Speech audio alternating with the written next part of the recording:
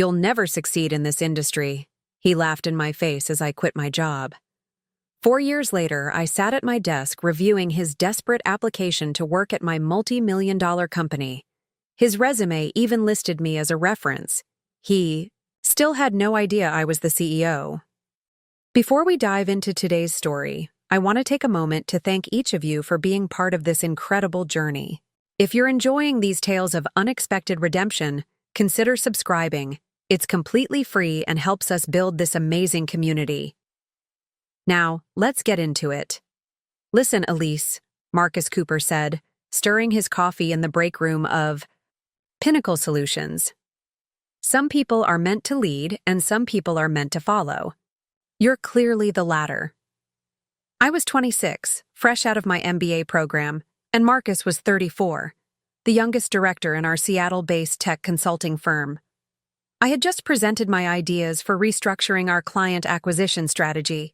Weeks of work dismissed without him reading past the first page. Your problem, he continued with casual arrogance, is that you think too small. No vision, no real understanding of how business works. I nodded and smiled politely, tucking my rejected proposal under my arm. As a woman of color in a predominantly white male industry, I'd learned that showing frustration would only reinforce stereotypes. What Marcus didn't know was that 6 months earlier, I had used my savings to acquire a struggling digital marketing startup called Horizon Digital. It was tiny, just 3 remote employees, but it had proprietary analytics software with enormous potential. By day, I was Elise Warren, the quiet project coordinator taking notes in meetings. By night, I was E.J. Warren, founder and CEO of VIAO, my own company. Working at Pinnacle became my masterclass in what not to do as a leader. Every time Marcus took credit for someone else's work or publicly berated an employee for a minor mistake, I took mental notes. Treat people how you wish Marcus would treat you became my silent mantra as I built Horizon's culture. 3 months later, Marcus was promoted to executive director. I was assigned to his special projects team, which meant handling the tedious work while he claimed the victories. Warren, where are those client retention reports? He called across the open office one afternoon. Just formatting the final numbers now, I replied, discreetly minimizing the Horizon software update I'd been reviewing. Well, hurry up. I need them for my board meeting in 30 minutes. I handed him the meticulously researched report, which he barely glanced at before saying, I'll make this work. Next time, try to dig deeper. This is surface-level stuff. Later, I overheard him telling a colleague, the board loved my retention strategy. Cooper does it again. That evening, while Marcus celebrated his success at some upscale bar, I conducted interviews for Horizon's first senior developer hire. We'd grown to 8 employees with a steadily expanding client list.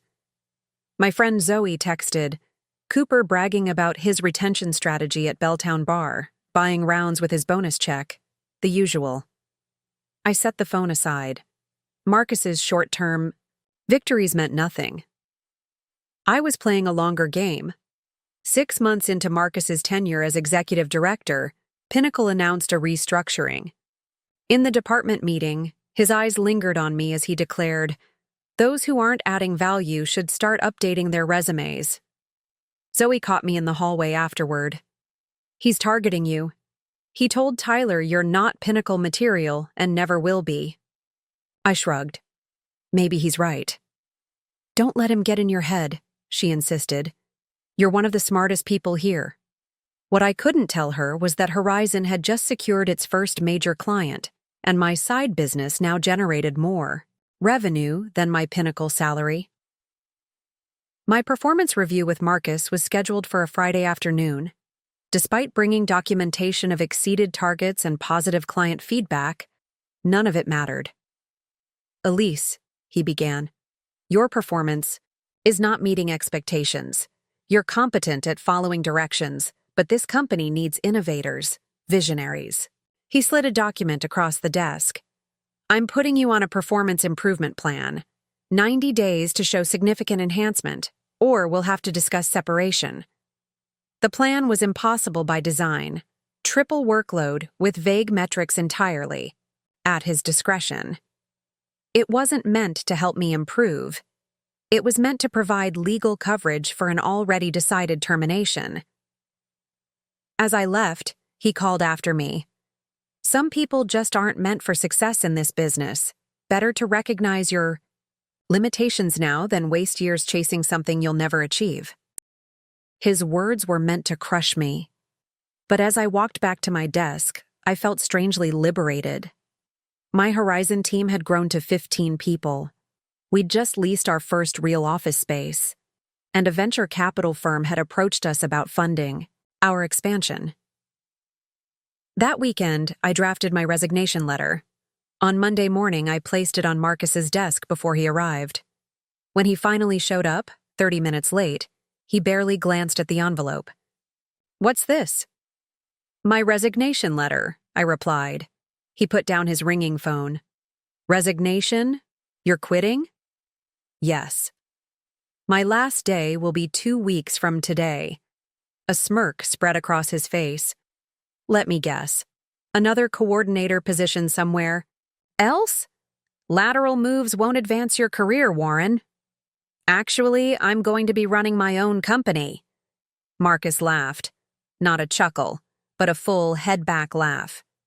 "You? Running a company? This industry will eat you alive." As I turned to leave, he called after me. "When it fails, and it will fail, don't expect a reference from me." "I won't need it," I replied with a polite smile. My final 2 weeks were surprisingly peaceful. Marcus mostly ignored me, occasionally, making comments within earshot. Some people have delusions of grandeur, or the business world isn't for everyone. On my last day, there was no farewell gathering, just lunch with Zoe and a few colleagues. As we were leaving, we passed Marcus in the lobby with clients. "Oh, Warren," he called out, clearly performing for his audience. "What was the name of your little company again? I want to make sure I can follow your journey." It was a setup for mockery, but I answered anyway. "Horizon Digital." "Horizon Digital," he repeated mockingly. "Well, when the sun sets on that, Horizon, Pinnacle might have an admin position open." His clients chuckled. I simply smiled and walked out the door. What Marcus couldn't have imagined was that 4 years later, he'd be desperately searching for employment, and Horizon Digital would be the company he most wanted to join. But I'm getting ahead of myself. Let me tell you what happened next.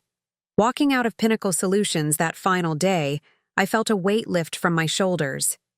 For 2 years, I'd maintained a double life, the meek employee and the secret CEO. Now I could fully embrace my role at Horizon Digital without hiding. The Monday after my departure, I arrived at our modest office space in a converted warehouse on the edge of downtown Seattle. It wasn't prestigious, exposed brick walls, creaky wooden floors, and mismatched furniture we'd purchased secondhand, but it was ours. The team of 15 gathered around as I spoke for the first time as their full-time leader. "For those who don't know me well," I began, "I've been running Horizon nights and weekends while working at another company. That ends today. From now on, my full attention is here, with all of you and our shared vision." Zoe, who'd resigned from Pinnacle the week after me, sat in the back, smiling. I'd finally told her everything, and she'd immediately asked to join Horizon. Her expertise in client relations made her the perfect addition to our growing team. "We've reached a crucial turning point," I continued. "The venture capital meeting is tomorrow, and if it goes well, we'll have resources to accelerate our growth. But even if it doesn't, we have a solid foundation, loyal clients, and proprietary technology that gives us a competitive edge." What I didn't say was how Marcus's dismissal of my ideas had inadvertently shaped our business model. Every strategy he had rejected at Pinnacle had been implemented at Horizon, with remarkable results. His short-sightedness had become our advantage. The venture capital meeting exceeded expectations. Catherine Park, the lead investor, asked pointed questions about our technology, client retention rates, and growth projections. Unlike Marcus, she actually listened to the answers. "Your analytics platform is impressive," she said, reviewing our demonstration. "Most startups in this space are just repackaging existing solutions. You've built something genuinely innovative." By meeting's end, Horizon had secured $2.5 million in funding with terms that allowed us to maintain control. Catherine would join our board, but trusted our vision enough to let us execute it our way. "I invest in people as much as products," she told me as we shook hands. "You've built an exceptional team and culture in a very short time. That's rare." The capital injection transformed Horizon almost overnight. We moved to proper offices in a downtown high-rise. Our team doubled to 30 employees within 3 months. We launched an aggressive marketing campaign targeting mid-sized businesses underserved by larger agencies. 6 months after leaving Pinnacle, I received an unexpected email from Tyler, my former colleague. "Elise, heard through the grapevine that Horizon is taking off. Congrats. Things at Pinnacle are tense. Marcus lost the Westridge account last month. Yes, your easy client. They're now with an agency called Horizon Digital. Coincidence? His reaction when he found out was legendary. Thought you'd enjoy that detail. Tyler." I smiled reading this but didn't reply. I wasn't building Horizon to spite Marcus, though the irony of acquiring his clients wasn't lost on me. We won Westridge because our analytics platform delivered measurable results, not through any vendetta. That first year was grueling. I worked 16-hour days, often sleeping on the office couch rather than going home to my apartment. Every decision felt momentous.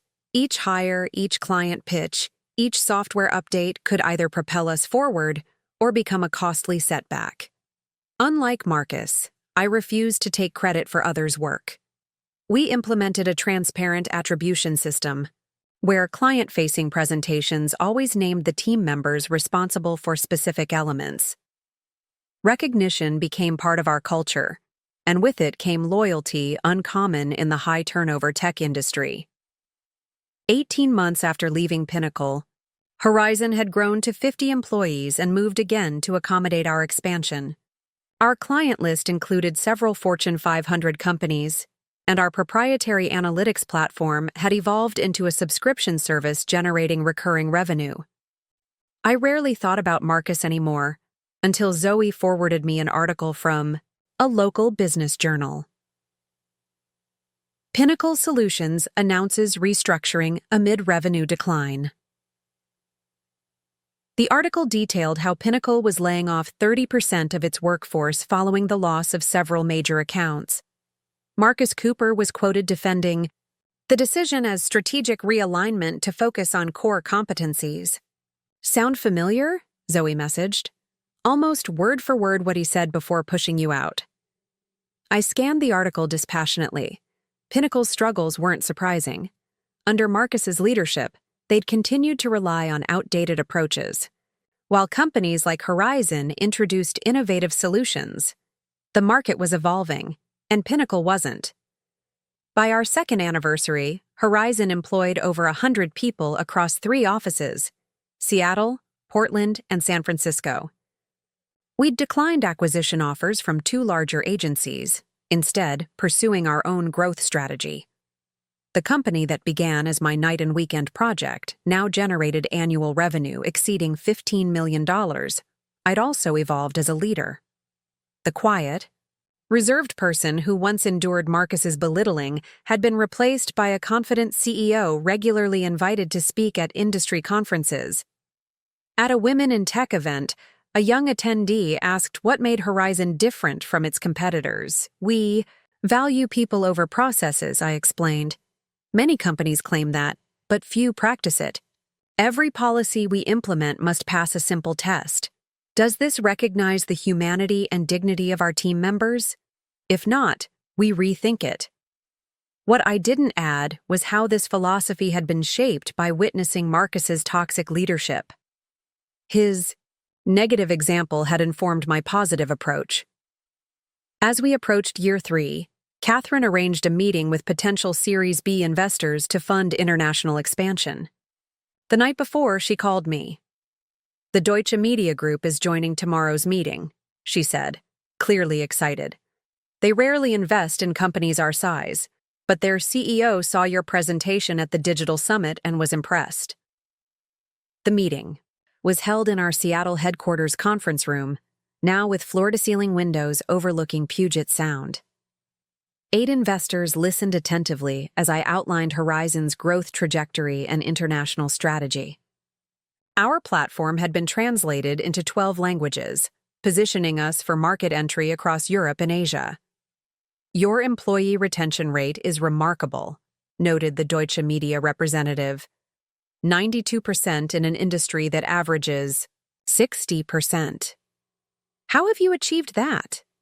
I thought about Marcus's revolving door of talent, how he burned through skilled team members with his demanding, credit-stealing approach. "We've created an environment where people feel valued," I answered. "Not just through compensation, though we're competitive there, but through recognition, advancement opportunities, and meaningful work. Our success is built on collective effort, not individual brilliance." The meeting concluded with commitments, totaling $12 million in new investment. As we celebrated that evening, Zoe pulled me aside. "Have you seen this?" she asked, showing me her phone. It was a LinkedIn notification. Marcus Cooper had viewed her profile. "He's been reaching out to several former Pinnacle employees," she explained. "Tyler says Pinnacle lost their 3 largest remaining clients last quarter. Rumor is they're closing the Seattle office." I handed back her phone, feeling neither satisfaction nor regret. That's business. Companies rise and fall based on their ability to adapt. 3 years and 2 months after leaving Pinnacle, I received an industry magazine with Horizon featured on the cover, "Rising Stars: How Horizon Digital is Redefining Analytics-Driven Marketing." The 8-page spread detailed our growth, technology, and unique company culture. I just finished reading it when my assistant buzzed. "Ms. Warren, Catherine Park is here for your 2 o'clock. Catherine entered my office with her characteristic energy. After exchanging pleasantries, she placed a folder on my desk. "I wanted to discuss this personally," she said. "Pinnacle Solutions is officially being dissolved. Their board is selling off remaining assets to cover debts." I opened the folder containing a business analysis of Pinnacle's collapse. Poor leadership, decisions, failure to innovate, and key talent departures had created a downward spiral from which they couldn't recover. "Their executive team is scattering," Catherine continued. "I thought you should know that Marcus Cooper is actively job hunting. Several recruiting firms have his resume." I closed the folder. "That's unfortunate, but not surprising." Catherine studied my face. "There's no satisfaction in seeing a competitor fail." "None at all," I agreed. "Too many people lose livelihoods. When companies collapse, that's never something to celebrate." As Catherine left, I returned to my daily responsibilities. Horizon now employed over 200 people across 5 offices on 2 continents. We were projecting $30 million in revenue. That year, the struggling 3-person startup I'd purchased had transformed into an industry leader. That evening, as I was preparing to leave, Zoe appeared in my doorway with an odd expression. "You're not going to believe what just hit the HR portal," she said, placing a printed resume on my desk. I nearly fell out of my chair when I saw it. I looked down at the name on the application for our Director of Client Strategy position, Marcus Cooper, and there, listed as a professional reference, was my name, Elise Warren. I stared at Marcus Cooper's resume for a long moment, my finger tracing over my own name listed as his professional reference. The irony was almost too perfect. "He has no idea you're the CEO, does he?" Zoe asked, leaning against my office doorframe. "Apparently not," I replied, scanning his application. He's listed his time at Pinnacle as leading a team that delivered 40% revenue growth, conveniently omitting the company's collapse under his direction. His resume was masterfully crafted, all accomplishments, no failures. He'd described himself as a visionary leader and strategic innovator, claiming credit for initiatives I recognized as the work of others. It was classic Marcus, rewriting history to cast himself as the hero of a story that had ended in disaster. "What are you going to do?" Zoe asked. It was a fair question. The easy response would be rejection, a moment of pure satisfaction after years of his condescension. But something about that felt too simple, too reactive. Process his application normally, I decided. Let HR conduct the initial screening. If he makes it through, we'll see what happens. Zoe raised an eyebrow. "You're actually considering hiring him?" "I'm considering letting our systems work as designed," I clarified. "We have a fair hiring process. Let's use it." Later that evening in my downtown apartment, I poured a glass of wine and really thought about Marcus's application. 4 years ago, he'd laughed at the idea of me running a company. Now he was desperate enough to seek employment from that very company, without doing basic research on its leadership. My phone buzzed with a text from Catherine. "Heard Cooper applied to Horizon." Delicious irony. "What's your play?" I responded. Truthfully, still deciding. The next morning, our HR director, Jerome, stopped by my office. About the Cooper application for Director of Client Strategy. He passed the initial screening criteria. Experience, skills alignment, all check out. "And the reference checks?" I asked. "In progress. There's just one we haven't pursued." He gave me a knowing look. "Yours," I smiled. "Let me guess. He didn't provide contact information for that reference?" "No. Just listed Elise Warren, project coordinator from his time at Pinnacle. We have a policy of checking all references, but in this unusual circumstance, follow the normal process," I instructed. "Schedule the initial interview if his other references check out." Jerome looked surprised. "You want to interview him?" "Not personally. Not yet. Have Sophia conduct the first round."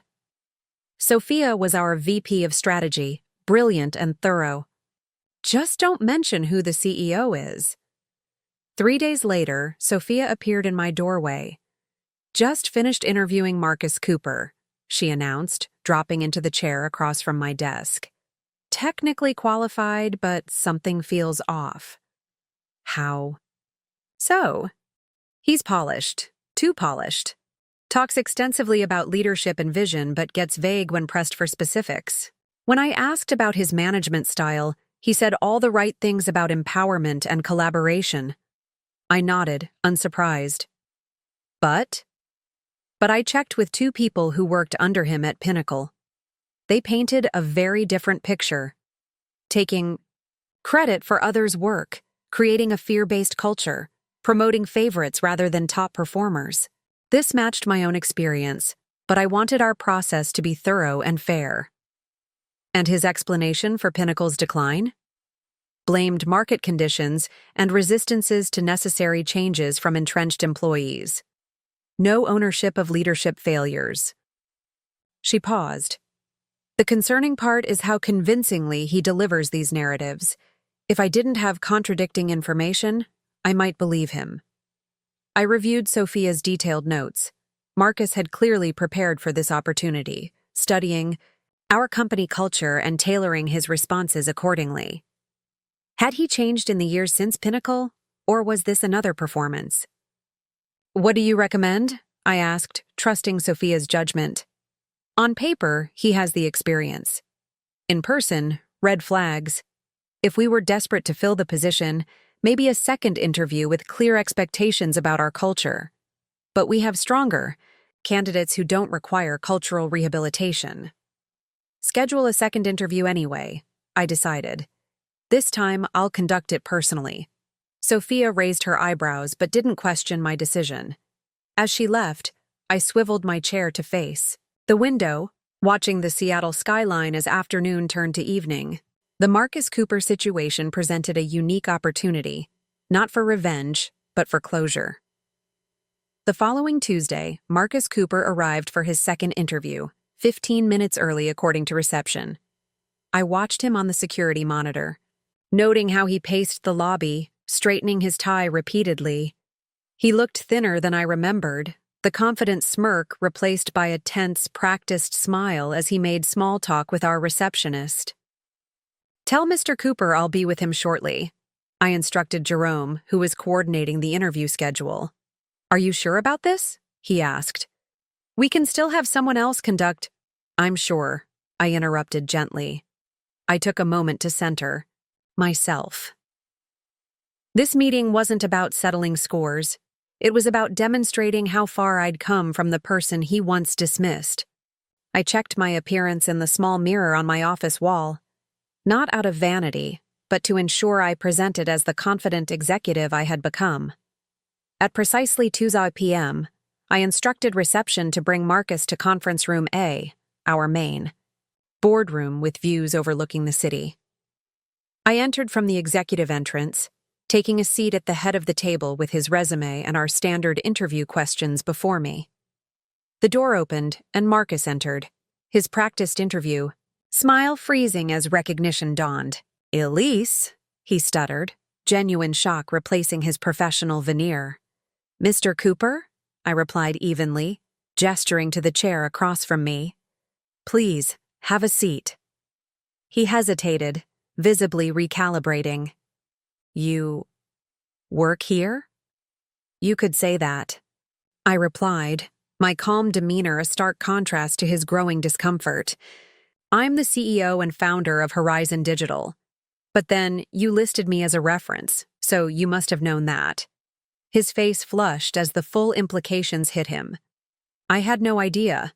The Horizon Digital website doesn't have your photo. I assumed E.J. Warren was a man?" I finished for him, allowing a small smile. "That's an interesting assumption." Marcus lowered himself into the chair, his confidence evaporating. For a moment, neither of us spoke. I allowed the silence to stretch, giving him time to process this reversal of fortunes. "I feel I should apologize," he finally said, his voice attempting to find its usual authoritative tone and failing. "For what specifically?" I asked. "For telling me I'd never succeed in this industry? For dismissing every idea I presented at Pinnacle? Or for listing me as a reference without permission?"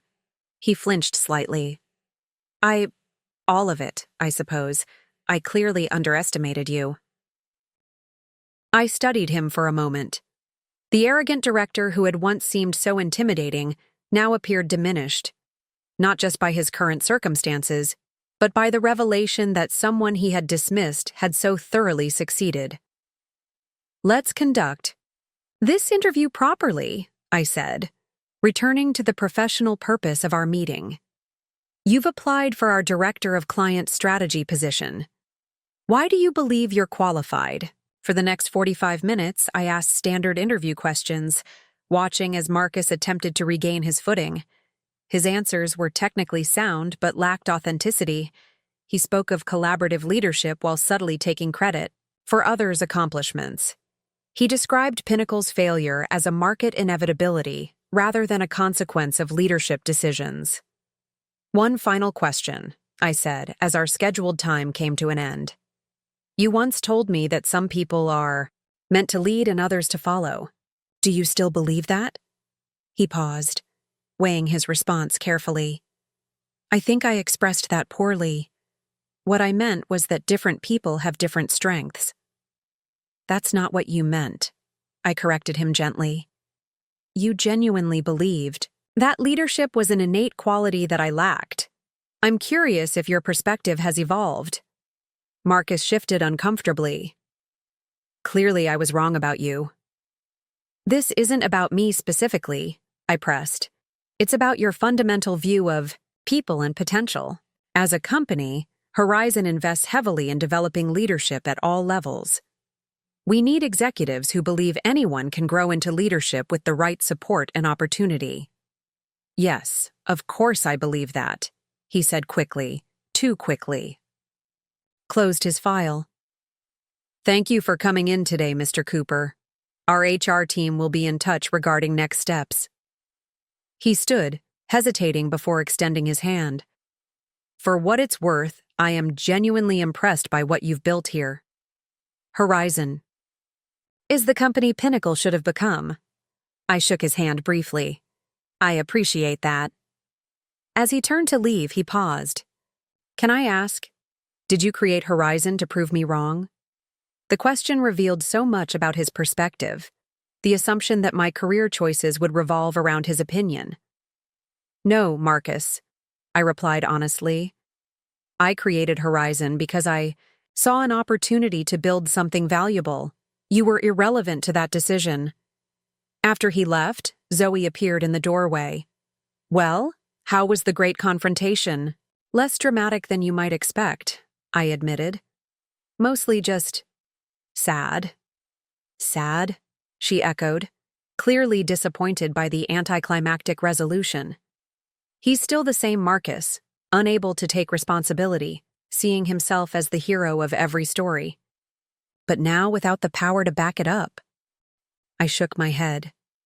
There's no satisfaction in watching someone fail to grow. So I'm guessing we're not hiring him? Zoe asked with a small smile. What do you think? I think our director of client strategy should believe in developing others, not taking credit for their work. She paused. Also, karma's a fascinating thing. I laughed. Indeed it is. Later that afternoon, I drafted a personal email to Marcus. Mr. Cooper, thank you for interviewing with Horizon Digital. After careful consideration, we've decided to pursue other candidates whose leadership philosophy more closely aligns with our company culture. I want to address something you asked. No, I didn't build Horizon to prove you wrong, but I did learn valuable lessons from my time at Pinnacle, particularly about the kind of leader I didn't want to be. Success isn't about titles or authority. It's about creating value and empowering others to excel. I hope you find an opportunity that allows you to redefine your approach to leadership.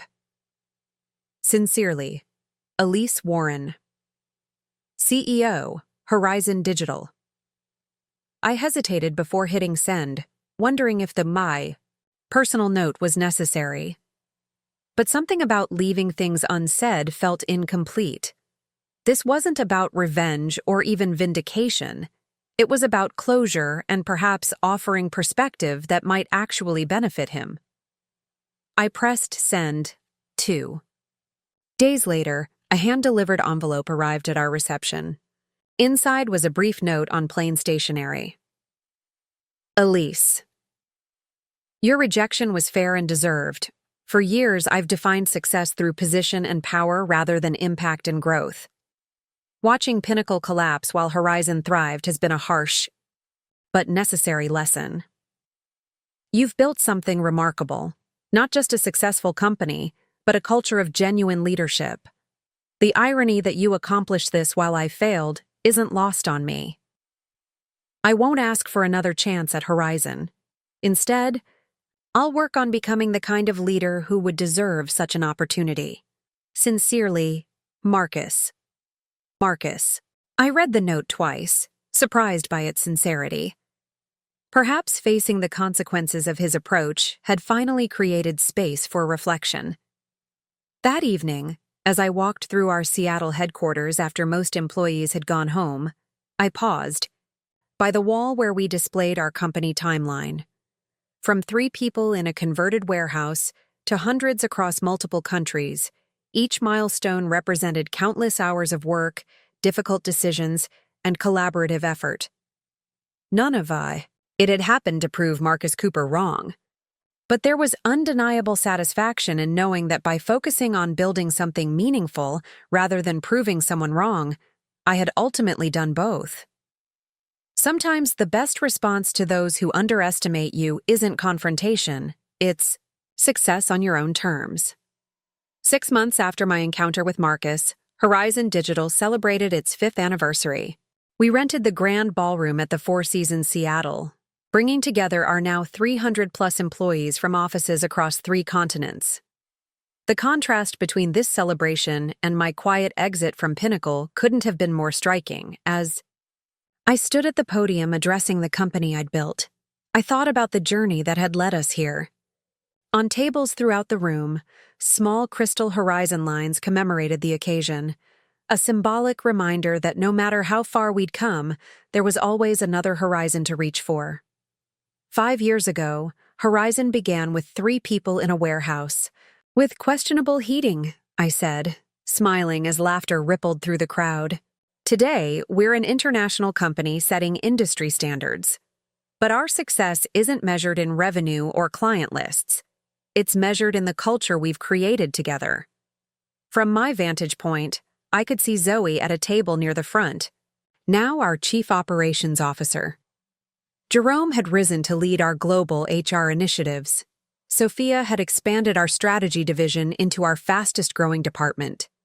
Every success story represented someone who had been given the opportunity to rise to their potential, the exact opposite of the environment Marcus had created at Pinnacle. After the formal presentations, as staff enjoyed dinner and dancing, Catherine Park found me near the windows overlooking Elliott Bay. "Impressive gathering," she noted, gesturing toward the celebration.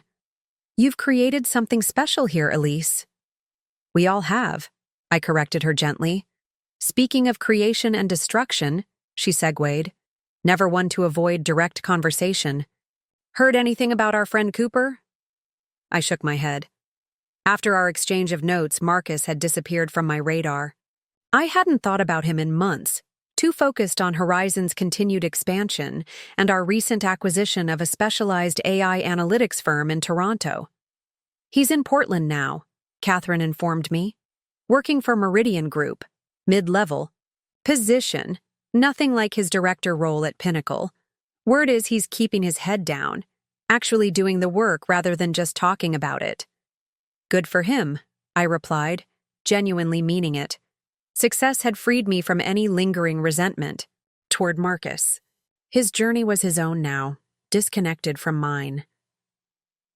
The following week, I was scheduled to deliver the keynote address at the Northwest Technology Leadership Conference, the same event where, 3 years earlier, I had attended as an anonymous audience member watching Marcus present on visionary leadership in the digital age.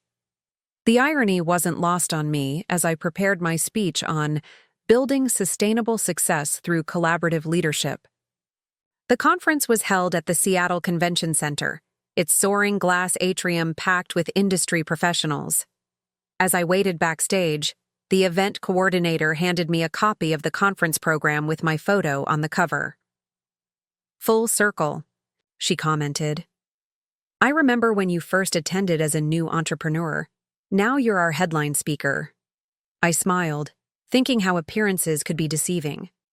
Even back then, quietly observing from the audience, I had been building something significant, just not in a way others could see yet. Taking the stage to enthusiastic applause, I scanned the audience and froze momentarily. Sitting in the middle section, about 10 rows back, was Marcus Cooper. Our eyes met briefly before I composed myself and began my address. "True leadership isn't about having the loudest voice in the room," I started, noticing Marcus listening intently. "Often, it's about creating space for other voices to be heard. Innovation rarely comes from the top down. It emerges when people, at all levels, feel valued enough to contribute their unique perspectives." Throughout my 40-minute presentation, I shared concrete examples of how Horizon's collaborative approach had led to breakthrough innovations, improved employee retention, and ultimately, market leadership. I never once mentioned Pinnacle or Marcus, but the contrast with his leadership style was implicit in every principle I advocated.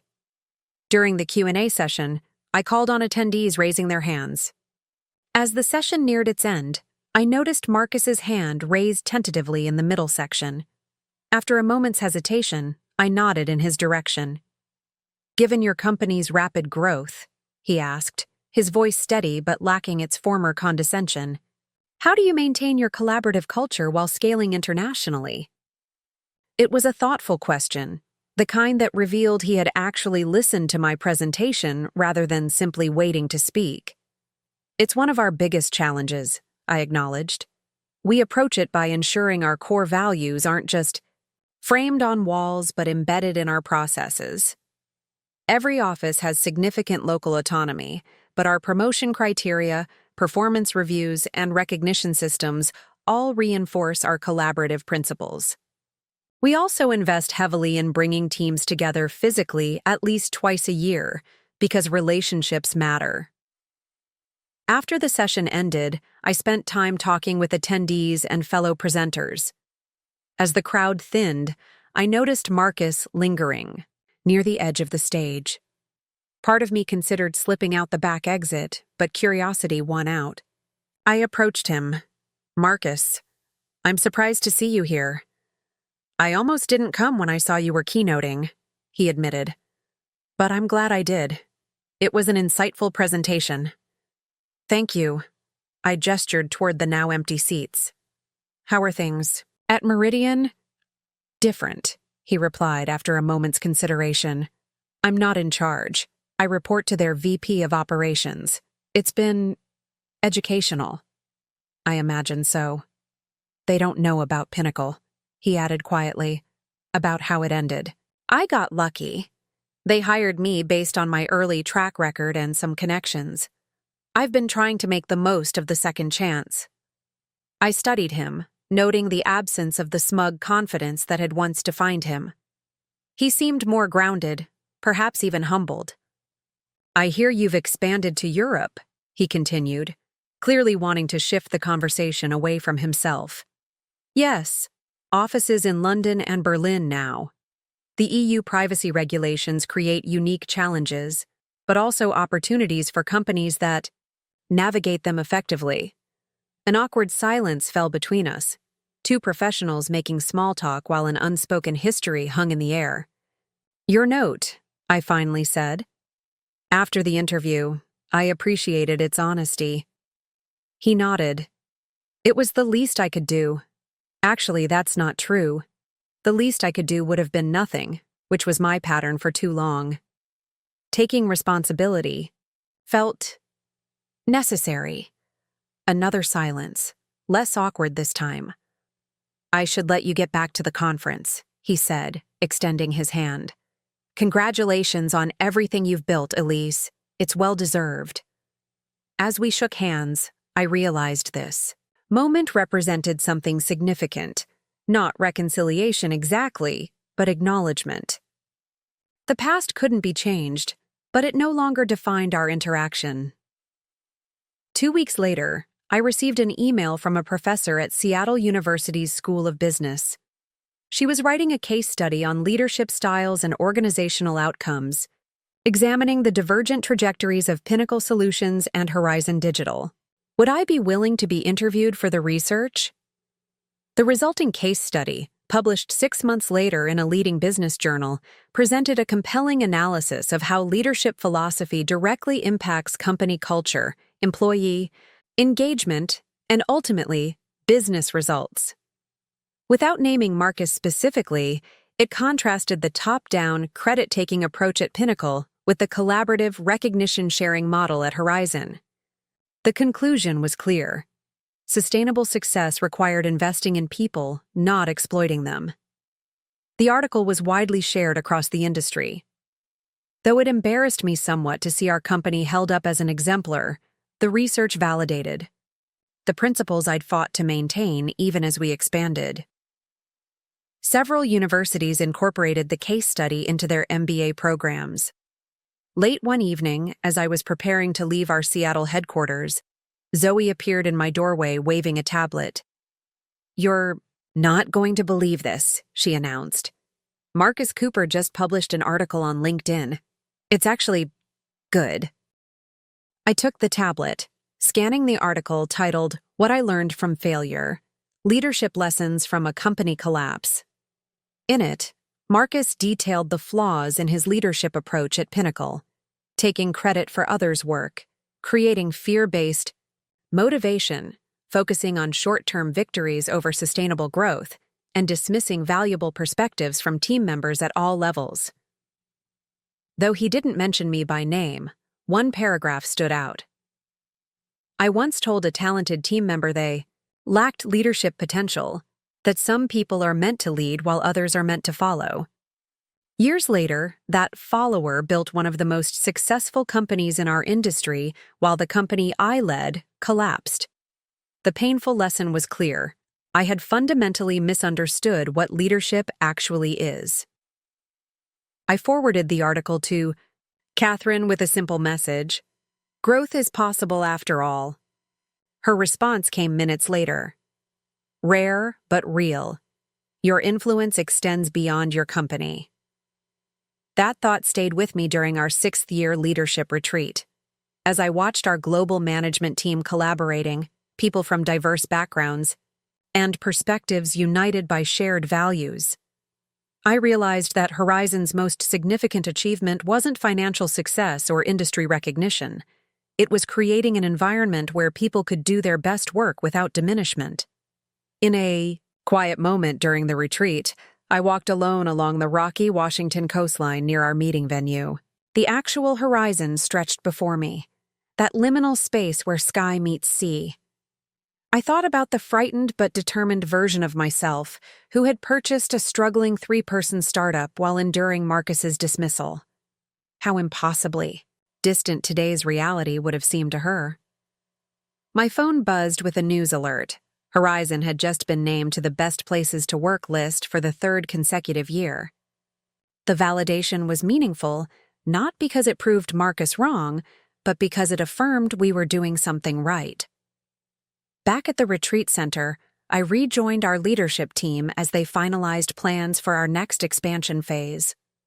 These leaders had emerged from all levels of the organization: former assistants, programmers, account managers who had demonstrated capacity for growth and vision. Many would have been overlooked in Marcus's hierarchy-focused world. "Before we wrap up," I said as our session concluded, "I want to thank each of you for building this company with me. Your contributions have made Horizon what it is today." The following week, an unexpected package arrived at our office. Inside was a book, Collaborative Leadership in Practice, with a simple note. "Elise, your keynote speech changed my approach to teamwork at Meridian. Thought you might appreciate, knowing that your ideas are influencing places you've never been. The ripples continue outward. Wishing you continued success. Marcus Cooper." I placed the book on my office shelf, a reminder that people can change when confronted with compelling evidence and their own failures. Marcus would never be my friend, but he had become something I never expected, a student of the leadership principles I advocated. That evening, I was interviewed for a podcast on women entrepreneurs. The host asked what advice I'd give to someone facing rejection and dismissal early in their career. "Use it as fuel, not as a limit," I answered after consideration. "When someone underestimates you, they're revealing their limitations, not yours. The best response isn't seeking validation from those who dismissed you. It's creating something so meaningful that their opinion becomes irrelevant." As I walked through our Seattle office the next morning, greeting team members and catching glimpses of projects in development, I felt profound gratitude for the journey. Marcus Cooper had once told me I would never succeed. His limited perspective had inadvertently pushed me to define success on my own terms, not through titles or authority, but through impact and integrity. Sometimes the people who don't believe in you are the ones who motivate you to prove, not that they're wrong, but that you're right to believe in yourself. 2 years after my unexpected encounter with Marcus at the conference, Horizon Digital had evolved into something I could barely have imagined when I purchased that struggling 3-person startup. With over 500 employees across 12 global offices and annual revenue exceeding $75 million, we had become a recognized leader in digital analytics and marketing solutions. Success at this scale brought new challenges and new opportunities. I found myself increasingly invited to speak not just at industry events, but at business schools, women's leadership forums, and entrepreneurship conferences. My journey from underestimated employee to successful CEO resonated with audiences seeking inspiration and practical guidance. One rainy Seattle morning, my assistant Laura knocked on my office door with an unusual request. Portland State University is hosting a special entrepreneurship panel next month, she explained, handing me the formal invitation. They specifically, want to feature you and... She hesitated slightly. Marcus Cooper. I raised my eyebrows, surprised. Together? On the same panel? Apparently so. The theme is Perspectives on Leadership, Learning Through Success and Failure. The organizer mentioned that Professor Williams' case study on Pinnacle and Horizon is required reading in their MBA program. I studied the invitation, considering the implications. Being on stage with Marcus would be strange, but perhaps valuable for the students. The Marcus I'd encountered at the conference had shown signs of genuine reflection, a far cry from the dismissive executive who once mocked my ambitions. Tell them I'll participate, I decided. It could be an interesting discussion. The weeks leading up to the panel were hectic. We were finalizing our acquisition of a specialized data visualization company in Singapore, expanding our European operations, and launching a scholarship program for underrepresented groups in tech. The panel preparation took a back seat to these priorities. The day before the event, I flew to Portland on our company's small jet, one of the few executive perks I'd reluctantly accepted after our leadership team insisted it was a matter of efficiency rather than luxury.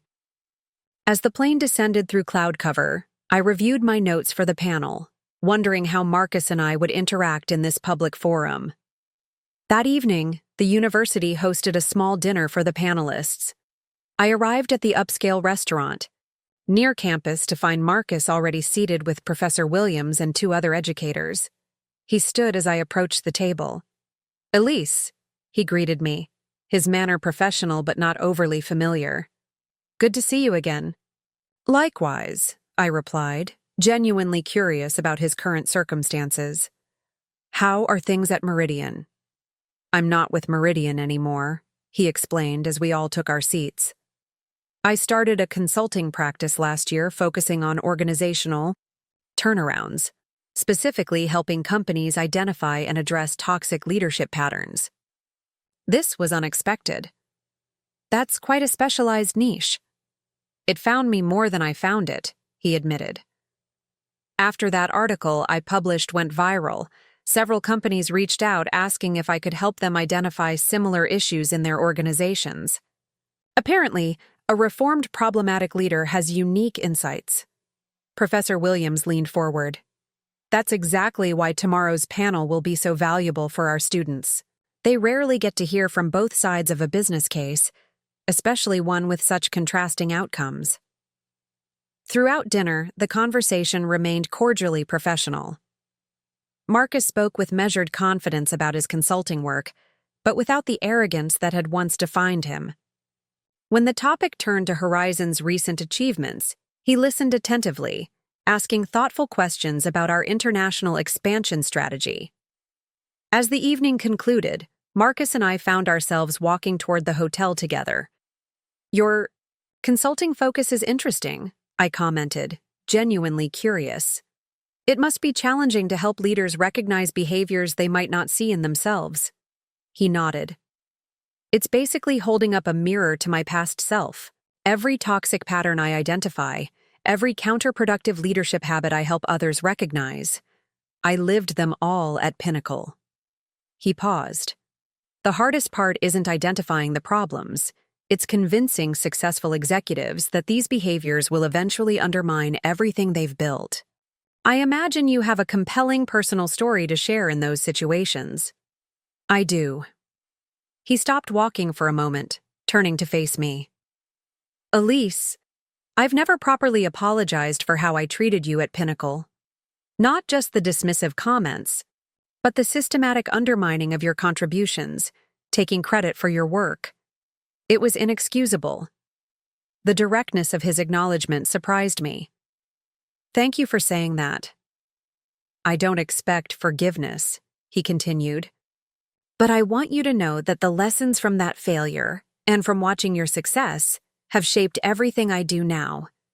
In a strange way, you've been one of my most important teachers, though you never signed up for that role." We resumed, walking, a comfortable silence between us. The Marcus beside me was almost unrecognizable from the man who had once told me I lacked leadership potential, not just in position and circumstance, but in self-awareness and humility. The next morning, the university auditorium was packed with students and faculty for the leadership panel. The moderator, a dynamic business professor, introduced us with brief biographies that framed our contrasting journeys. I noticed Marcus winced slightly when she mentioned Pinnacle's collapse, but he maintained a composed expression. "Today's discussion offers a unique opportunity," the moderator began. "We have with us two leaders whose professional paths intersected at a critical juncture, then diverged dramatically. Their story has become a case study in how leadership philosophy directly impacts organizational outcomes." The first questions were predictable. How did Horizon achieve such rapid growth? What factors contributed to Pinnacle's decline? Marcus. And I took turns providing insights from our respective experiences, maintaining professional courtesy while being candid about the underlying issues. Then came a more pointed question from a student in the front row. "Ms. Warren, knowing what you know now, would you have done anything differently during your time at Pinnacle?" I considered this carefully. I would have trusted my instincts sooner. I had identified problems in Pinnacle's approach years before the company's decline, but I doubted myself because my perspectives were repeatedly dismissed. Looking back, those early observations were actually quite accurate. The moderator turned to Marcus. "And you, Mr. Cooper, what would you have done differently?" "Everything," he replied without hesitation. "I would have listened more and spoken less. I would have recognized that leadership isn't about being the smartest person in the room, but about creating conditions where collective intelligence can flourish." He glanced at me. "And I would have recognized the talent and potential right in front of me instead of feeling threatened by it." As the panel continued, I was struck by how our contrasting experiences provided students with a comprehensive picture of leadership consequences, both positive and negative. Marcus spoke with remarkable candor about his failures, while I shared the principles that had guided Horizon's growth. Together, our perspectives offered something neither of us could have provided alone. During the audience Q&A, a young woman asked the question I suspected had been on many minds. "Given your history, was it difficult to agree to appear together on this panel?" Before I could respond, Marcus answered, "I can only speak for myself, but yes, it was difficult. Not because of any ongoing conflict, but because facing your mistakes publicly requires a certain humility that doesn't come naturally. To many leaders, myself included." I nodded in agreement. What makes this conversation valuable is precisely that it isn't comfortable. Growth rarely happens in comfortable spaces. The tensions and contrasts between our experiences create learning opportunities that wouldn't exist if we presented a single, unified narrative. After the panel concluded, several students approached us for additional questions. I noticed Marcus engaging earnestly with a group of young women who seemed particularly interested in how to navigate male-dominated workplaces. His advice, to document contributions, build alliances, and recognize systemic patterns, reflected genuine learning from his past failures. As the crowd thinned, the university president invited us to lunch. While walking to the campus restaurant, Marcus fell into step beside me. "That went better than I expected," he admitted. "What were you expecting?" "More antagonism, I suppose. A narrative where I was clearly the villain and you were clearly the hero." I considered this. Life is rarely that simple. Leadership isn't about perfect heroes and irredeemable villains. It's about choices and consequences, learning and growth. Still, he said, the contrast between where you are now and where I ended up is pretty stark. Is it, though? I asked. You've built a consulting practice helping companies avoid the mistakes you made. That's a different kind of success, but it's not insignificant. He seemed surprised by this perspective. I hadn't thought of it that way. After lunch, as we waited for our respective transportation outside the administration building, Marcus handed me a business card. My consulting company, he explained. We're small, but growing.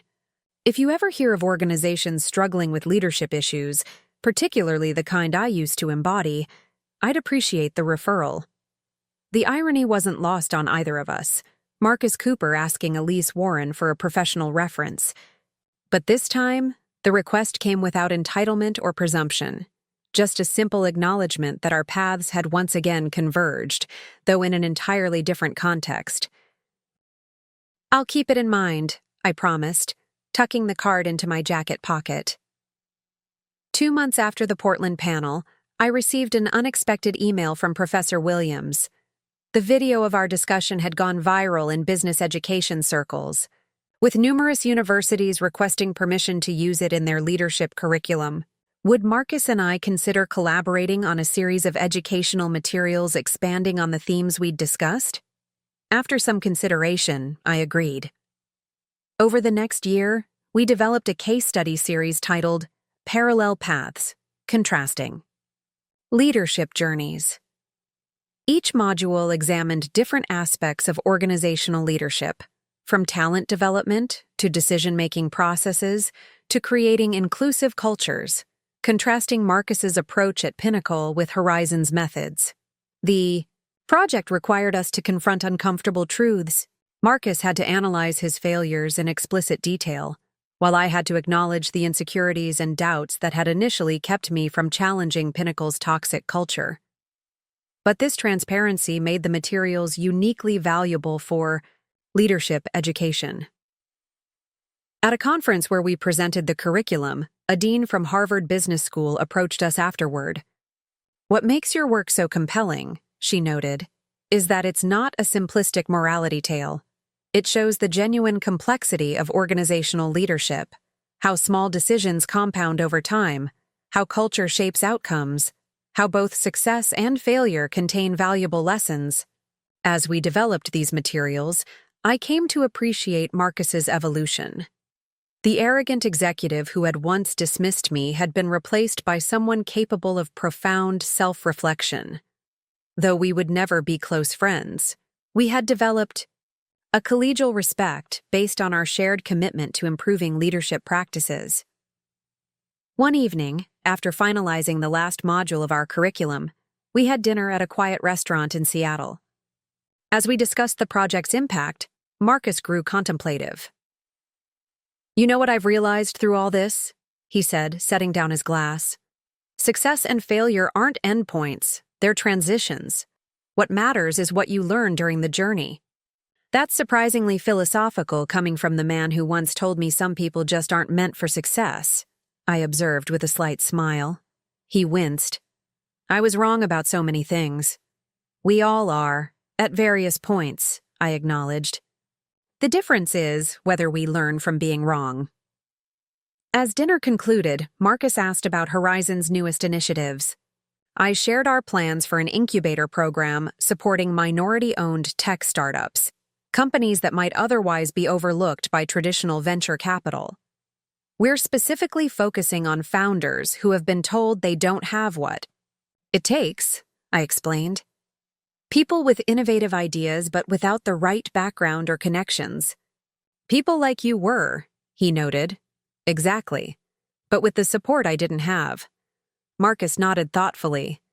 That may be the most meaningful aspect of your success, using it to ensure others don't face the same barriers. The next morning, I shared this conversation with Zoe during our weekly coffee meeting. It's strange, I admitted. If you had told me 7 years ago that Marcus Cooper and I would be creating leadership curriculum together, I would have thought you were delusional. Life takes unexpected turns, she agreed. But the really interesting part is how you've both influenced each other's trajectories. His failure prompted your departure, which led to Horizon's creation, while your success eventually contributed to his redemption. This interconnection had never occurred to me, but Zoe was right. Our professional lives had been intertwined in ways neither of us could have anticipated. Marcus's dismissal had inadvertently propelled me toward creating something meaningful, while Horizon's success had helped catalyze his transformation. Later that month, we launched the Horizon Founders Initiative, providing funding, mentorship, and resources to entrepreneurs from underrepresented groups. At the launch event, I shared how my own experience of being underestimated had shaped my understanding of the barriers many founders face. Success isn't just about proving doubters wrong, I told the gathered entrepreneurs. It's about creating spaces where the next generation doesn't face the same obstacles, where talent and vision are recognized regardless of title or background. As I surveyed the room full of ambitious founders, I thought about the circular nature of influence, how Marcus's dismissal had inadvertently contributed to a program that would now help others overcome similar barriers. Though he had once told me I would never succeed, his misjudgment had become part of a larger story of transformation, not just personal success but systemic change. Sometimes our greatest contributions emerge from our most painful experiences. And sometimes the people who underestimate us become unwitting catalysts for growth that extends far beyond ourselves. The true measure of success isn't just what you build, it's what you enable others to build after you. 10 years after walking out of Pinnacle Solutions for the last time, I stood in the gleaming lobby of Horizon Digital's new global headquarters in downtown Seattle. The 20-story building represented far more than corporate success. It embodied a vision of leadership and workplace culture that had transformed an industry. A tour group of business students moved through the open space, led by our community engagement director. I watched them pause before the lobby's centerpiece, a floor-to-ceiling digital installation displaying a real-time visualization of global collaboration across our now 18 international offices. Each light represented an employee, with connecting lines showing active collaborations, a living, breathing manifestation of our networked approach to innovation. When we designed this building, I overheard the guide explaining, CEO Elise, Warren insisted that every element reflect our core values. Notice how the traditional executive floor doesn't exist. Leadership offices are distributed throughout the building to ensure accessibility and reduce hierarchical barriers. I smiled, remembering the architect's initial confusion when I rejected the standard design that placed executives in penthouse offices. Leaders should be embedded within the teams they serve, I had explained, not isolated from them. As the tour continued, my phone buzzed with a calendar alert.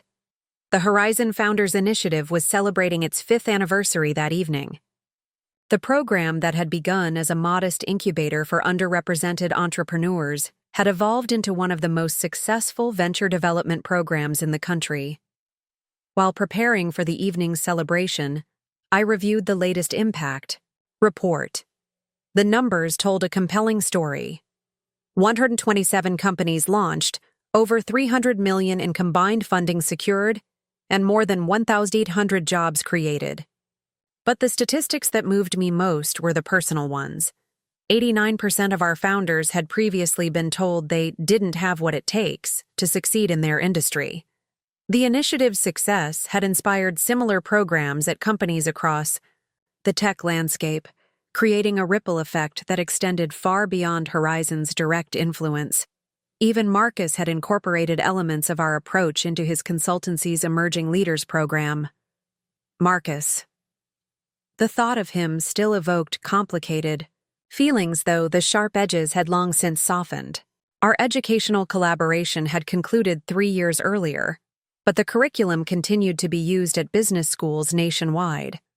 Occasionally, I still received emails from students who had studied our Parallel Paths materials, sharing how the contrasting leadership journeys had influenced their own approach to management. The Founders Initiative celebration was held in our headquarters community space, a flexible venue we made available to nonprofit organizations and educational groups when not being used for company events. As I entered, I was greeted by a room filled with entrepreneurs, mentors, investors, and community partners who had contributed to the program's success. Zoe, now Horizon's president while I focused on strategic vision as CEO, joined me near the IHE entrance. "Quite a turnout," she observed. "Did you see the guest list?" Before I could respond, I noticed a familiar figure across the room, Marcus Cooper, talking with one of our first-year founders. His hair had grayed considerably at the temples, giving him a distinguished appearance that matched his more thoughtful demeanor. "You invited him?" I asked, surprised. "Actually, Tanisha did," Zoe explained, referring to our initiative director. "Apparently, his consultancy has been providing pro bono leadership coaching to several of our founders. She thought it was important to include all program contributors." I nodded, appreciating the inclusive approach even as I processed this unexpected development. Marcus had continued his own journey of growth, extending his influence in ways that aligned with rather than opposed our mission. As the formal program began, I delivered opening remarks reflecting on the initiative's evolution and impact. From the podium, I could see Marcus listening attentively from his seat near the back of the room.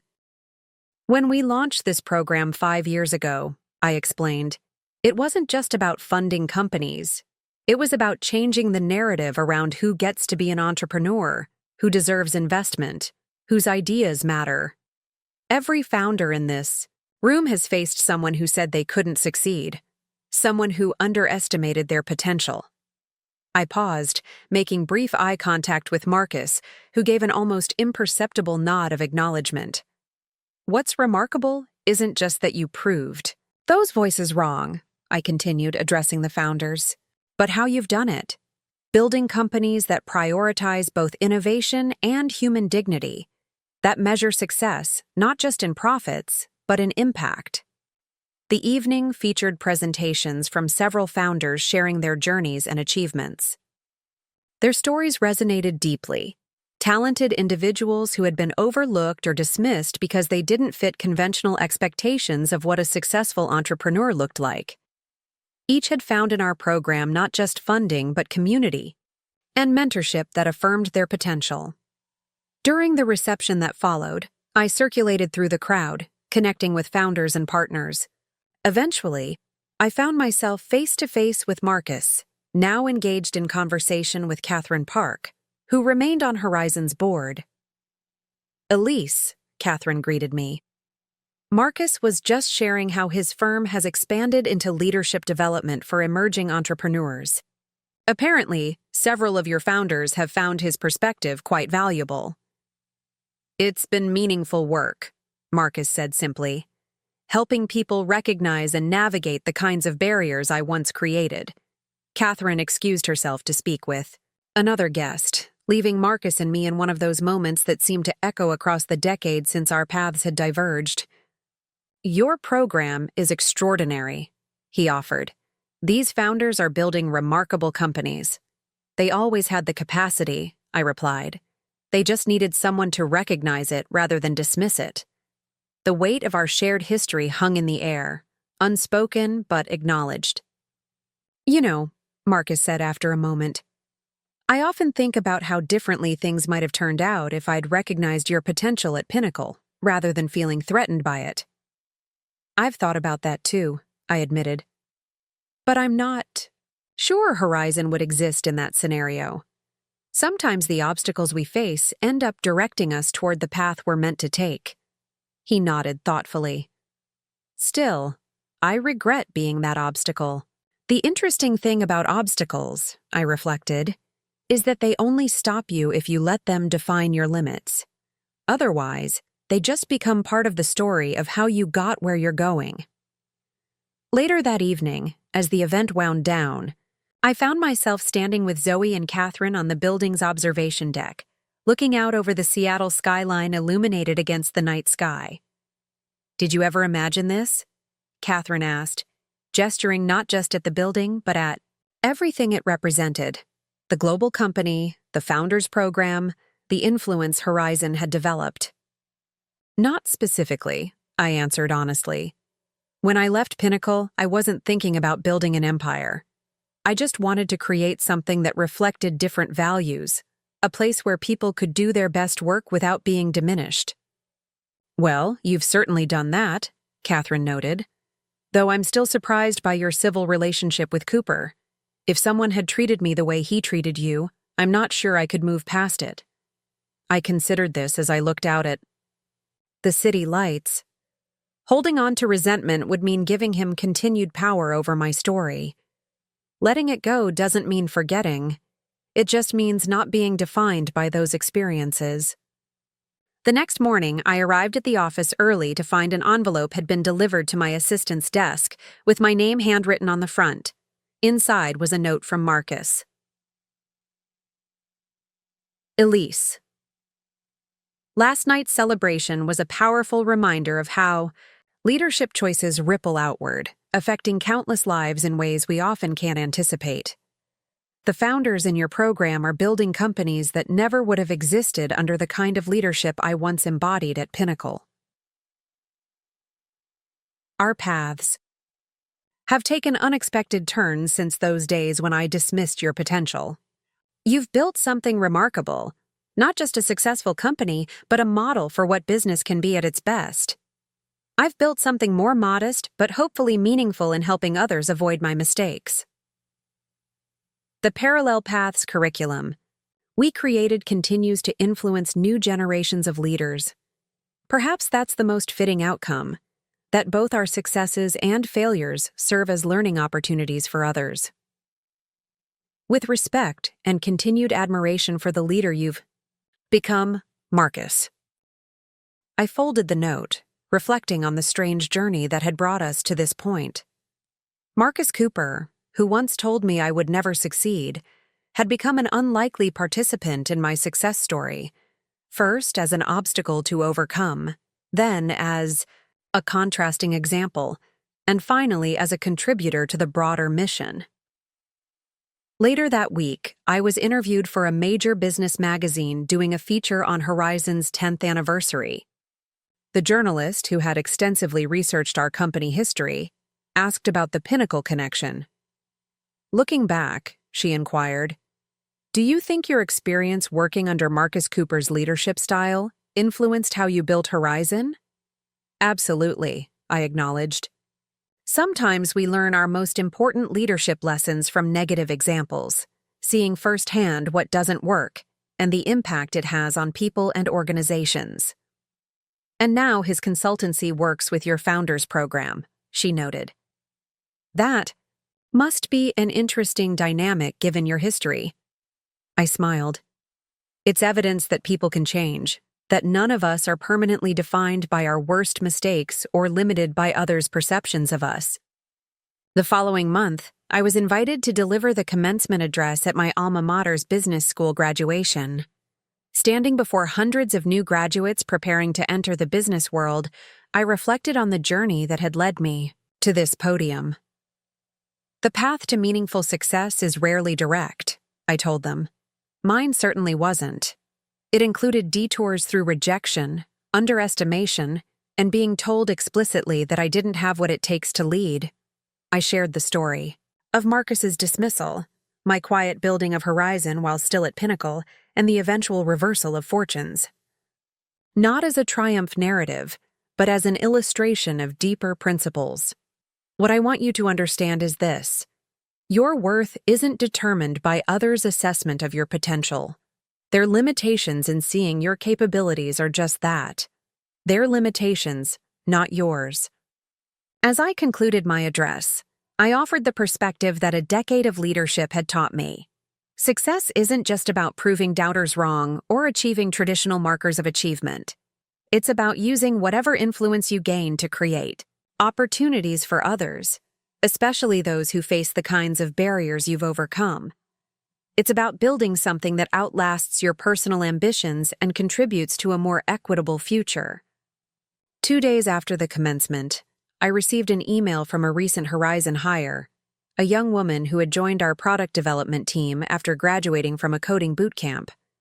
She had been hesitant to apply, believing she lacked the credentials for such a role, until she heard me speak at a Women in Tech event. "When you shared your experience of being underestimated," she wrote, "it helped me recognize that the voices telling me I didn't belong in tech weren't defining my capabilities. They were revealing their own limitations in recognizing talent that doesn't fit conventional expectations." Her message reminded me why sharing these stories matters, not as inspirational theater, but as permission for others to trust their own potential when external voices suggest they should doubt it. 15 years after Marcus Cooper told me I would never succeed, I stood on a TED Talk stage delivering a presentation titled, "The Power of Being Underestimated." As the red spotlight illuminated me, I shared not just my personal journey, but the collective wisdom gathered from dozens of founders in our initiative who had transformed rejection into remarkable achievement. "When someone underestimates you," I told the audience, "they're handing you a peculiar gift: freedom from expectations, space to build something unexpected, and motivation that runs deeper than validation. The key is recognizing that their assessment reflects their limitations, not yours." I glanced toward the wings where Zoe gave me an encouraging nod. The most powerful response to being told you'll never succeed isn't proving that person wrong, though that can certainly be satisfying, I acknowledged with a smile that drew knowing laughter from the audience.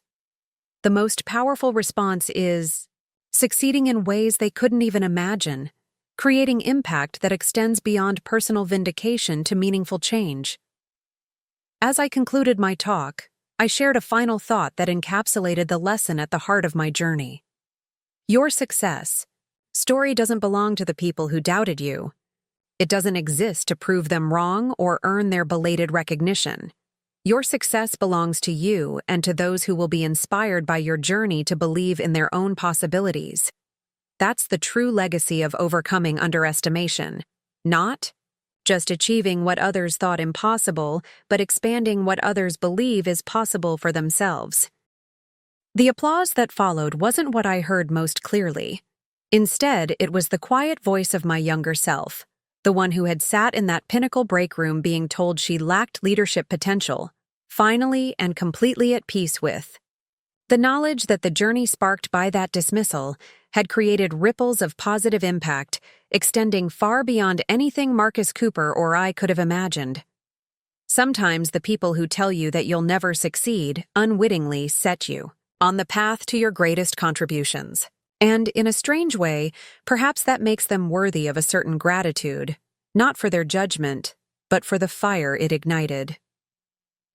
20 years after leaving Pinnacle Solutions, I sat in my home office overlooking Lake Washington, penning the final chapter of my memoir.